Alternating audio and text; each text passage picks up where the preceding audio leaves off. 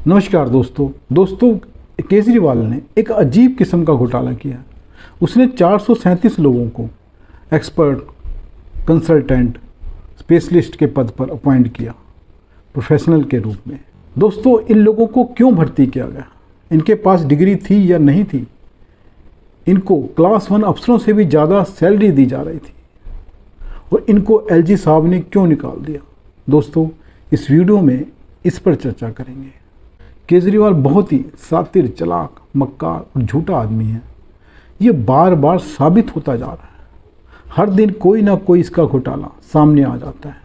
हैरानी की बात है, जो व्यक्ति रोज किसी न किसी घोटाले में फंसता हुआ नजर आता है, उसके किसी न किसी डिपार्टमेंट में, मिनिस्ट्री में कोई ना कोई नया घोटाला सामने आता रहता है। लेकिन यही व्यक्ति दुनिया का सबसे कट्टर ईमानदार मुख्यमंत्री होने का दावा करता है। ये अजीब किस्म का दावा है। दोस्तों, कांग्रेस ने अपने 60 साल में इतने घोटाले नहीं किए होंगे जितने इसने अपने 8 साल के शासन में कर लिए। कांग्रेस भी हैरान है कि ये कैसे इतना सोच लेता है। लेकिन दोस्तों, ये बहुत पढ़ा लिखा है। ये कहता है कि मैं सबसे पढ़ा लिखा हूँ, दुनिया में सबसे ज़्यादा पढ़ा लिखा मुख्यमंत्री है ये। तो इसके पास दिमाग बहुत ज़्यादा है। रोज़ रोज़ नए घोटाले कैसे किए जा सकते हैं, किस तरह से सरकारी पैसे की चोरी की जा सकती है, किस तरह से उसका इस्तेमाल अपनी पार्टी के लिए किया जा सकता है, ये सोचता रहता है क्योंकि इसका दिमाग बहुत चलता है। तो कांग्रेस में इतना दिमाग नहीं था जो इसके पास है। और बीजेपी में तो वैसे ही मोदी जी हैं, वो तो अनपढ़ हैं, उनके पास डिग्री भी नहीं है, तो उनके पास तो वैसे भी दिमाग नहीं है। इसलिए वो कहते हैं ना मैं खाऊंगा ना खाने दूंगा। ये तो कहता मैं खाऊंगा भी और सबको खिलाऊंगा भी। इसी करके मीडिया भी इससे खुश रहता है। मीडिया भी इसके बारे में कोई बात नहीं करता। रोज़ इसके घोटाले सामने आते हैं लेकिन मीडिया चुप रहता है।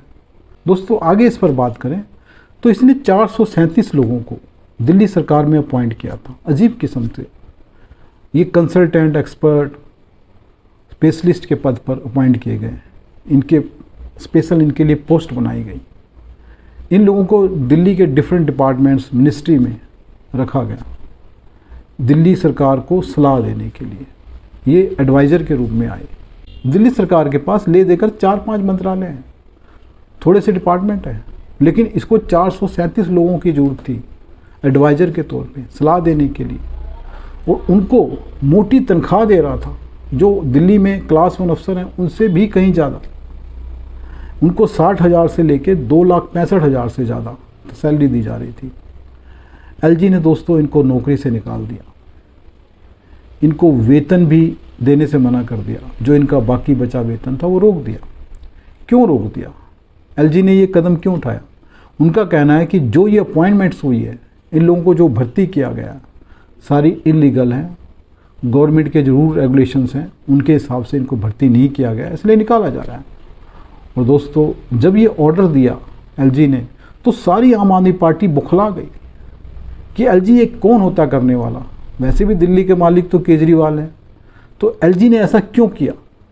इन लोगों का कहना है कि इनके बगैर दिल्ली सरकार कैसे काम करेगी। अब दिल्ली सरकार में काम कैसे होगा? मतलब कि जब तक ये लोग अपॉइंटमेंट नहीं की हुई थी, इनकी जब तक ये भर्ती नहीं किए गए थे, दिल्ली सरकार में कैसे काम हो रहा था? शीला दीक्षित कैसे काम कर रही थी? पर शीला दीक्षित तो मामूली मुख्यमंत्री थी, ये तो वर्ल्ड क्लास चीफ मिनिस्टर है, तो इसको 437 लोग चाहिए थे। चलो वो अलग बात है। लेकिन दोस्तों, जो ये 437 लोग हैं, इनके बारे में जो खुलासा हो रहा है वो हैरान करने वाला है। केजरीवाल ने अपने ड्राइवर को भी एक्सपर्ट बना के भर्ती किया हुआ था। अब वो ड्राइवर कौन सी सलाह दे रहा था, कौन सी एडवाइस दे रहा था जो दिल्ली सरकार को चाहिए थी उससे? इसने एक एमएलए की बीवी को भी एक्सपर्ट बना रखा था, उसको भी सैलरी दे रहा था। इसके अलावा ऐसे बहुत से लोग निकल आए हैं जो आम आदमी पार्टी से सीधे तौर पर जुड़े हुए थे, जो उसके लिए काम कर रहे थे, वो भी एक्सपर्ट बने हुए सरकारी नौकरी कर रहे थे। इसके अलावा दोस्तों, दिल्ली विधानसभा के जो अध्यक्ष हैं, उन्होंने एलजी को कोई लेटर लिखा है कि 100 से ज़्यादा जो एक्सपर्ट हैं वो विधानसभा के लिए थे। छोटी सी विधानसभा है, 70 एमएलए हैं उसमें, इतना कामकाज भी नहीं होता, लेकिन वहाँ पर 100 से ज़्यादा एक्सपर्ट चाहिए थे जो सलाह देते कि विधानसभा कैसे चलेगी। वो कहते इनको नहीं हटाया जा सकता क्योंकि काम नहीं होगा, ये काम करते रहेंगे।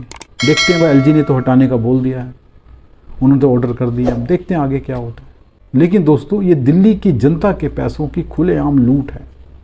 दिल्ली वाले तो फ्री बिजली लेकर सो रहे हैं, वो तो आनंद में हैं, लेकिन उनको ये नहीं पता कि दिल्ली का पैसा केजरीवाल किस तरह से लूट रहा है। जो दिल्ली के बाहर के मुख्यमंत्री हैं रीजनल पार्टीज़ के, वो इतना पैसा नहीं कमा पाते कि दूसरे राज्यों में जाकर चुनाव लड़ सकें। वो सिर्फ अपने राज्यों में चुनाव लड़ते हैं, लेकिन केजरीवाल दिल्ली से इतना पैसा कमा लेता है कि पूरे देश में जाकर चुनाव लड़ता है। गोवा में, हिमाचल प्रदेश, गुजरात, उत्तराखंड, उत्तर प्रदेश, इसका बस चले तो पूरे दुनिया में चुनाव लड़ ले जाकर, क्योंकि दोनों हाथों से दिल्ली को लूट रहा है ये। दोस्तों अब बात आती है कि जो 437 लोग हैं, इनकी भर्ती में कौन से सरकारी नियमों का पालन नहीं किया गया है, क्यों ये भर्तियाँ इलीगल हैं। दोस्तों वास्तव में जब सरकार किसी भी व्यक्ति को 45 दिन से ज़्यादा सरकारी नौकरी में लेती है, रखती है, तो उसके लिए कुछ नियम शर्तें हैं। वो एक मिनिमम क्वालिफिकेशन फिक्स करती है उसके लिए एक सेटअप बैठाती है कि किस तरह से, किस सिस्टम से इसको भर्ती किया जाएगा। उसके लिए विज्ञापन दिया जाता है। इसके अलावा उसमें SC, ST, OBC के लिए रिजर्वेशन रखा जाता है। कैटेगरी वाइज अपॉइंटमेंट होती हैं और इन अपॉइंटमेंट्स के लिए एक अप्रूवल लेनी पड़ती है, जो कि LG को देनी थी, लेकिन LG से कोई अप्रूवल नहीं ली गई। वास्तव में इन लोगों को चुपचाप से भर्ती किया गया, क्योंकि ये सरकारी काम के लिए भर्ती नहीं किए गए थे। ये आम आदमी पार्टी का काम कर रहे थे। ये लोग दिल्ली सरकार के डिफरेंट डिपार्टमेंट में, मिनिस्ट्री में जासूस का काम कर रहे थे। आम आदमी पार्टी के लिए इन्फॉर्मेशन लेके आ रहे थे, उनके लिए सोशल मीडिया संभाल रहे थे। LG ने अपनी जांच में पाया कि कई लोगों की डिग्रियां फर्जी हैं। ये आदमी एक तरफ तो मोदी जी की डिग्री को फर्जी बताता है और दूसरी तरफ फर्जी डिग्री वाले लोगों को भर्ती करता है। वास्तव में ये फर्जी आदमी है, सारे काम फर्जी करता है। मोहल्ला क्लिनिक के नाम पर अपने लोगों को एडजस्ट किया हुआ इसने, कार्यकर्ताओं को, नेताओं को। उनके मकान जो हैं महंगे किराए पर लेकर मोहल्ला क्लिनिक खोल दिए गए, उनके लोगों को ही भर्ती किया गया।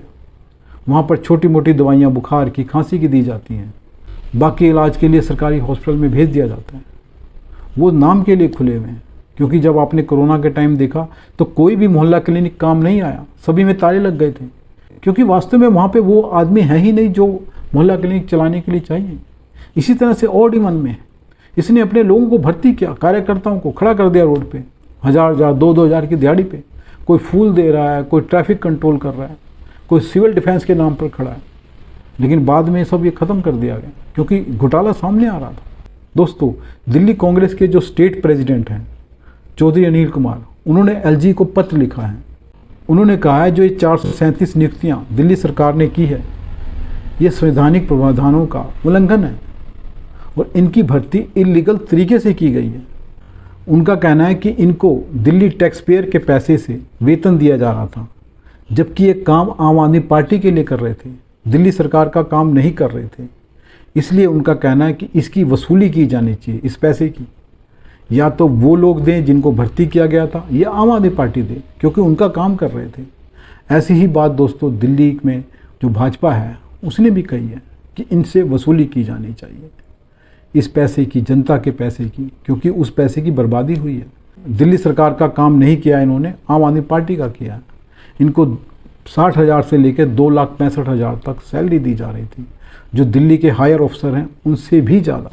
मेरा मानना है कि इन लोगों से वसूली ज़रूर की जानी चाहिए, या आम आदमी पार्टी से की जानी चाहिए, क्योंकि इन्होंने सरकारी काम तो किया नहीं है, पॉलिटिकल पार्टी का किया है।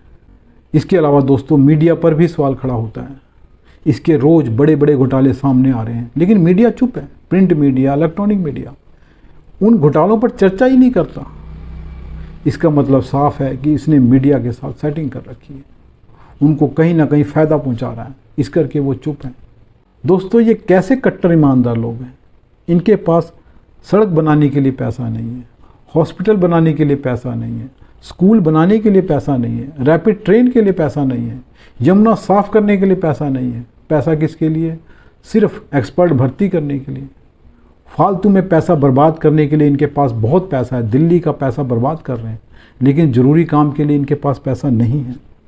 दोस्तों मेरा मानना है कि जो 437 लोगों की भर्ती की गई है, इसकी जांच होनी चाहिए कि इनको कैसे भर्ती किया, किसने भर्ती किया, इसके लिए कहाँ विज्ञापन दिया गया, इन लोगों ने काम क्या किया, इसकी जांच होनी चाहिए। इसकी जांच होती है तो इस घोटाले की सारी परतें खुल जाएंगी। इन लोगों को हर महीने 5 से 6 करोड़ रुपए दिए जा रहे थे दिल्ली के। मेरा मानना है कि जांच बहुत ज़रूरी है, तभी कुछ पता लगेगा। दोस्तों, वीडियो कैसा लगा आप कमेंट बॉक्स में बता सकते हैं। नमस्कार दोस्तों, अगर वीडियो पसंद आए तो इसको लाइक करें, चैनल को सब्सक्राइब करें। धन्यवाद दोस्तों।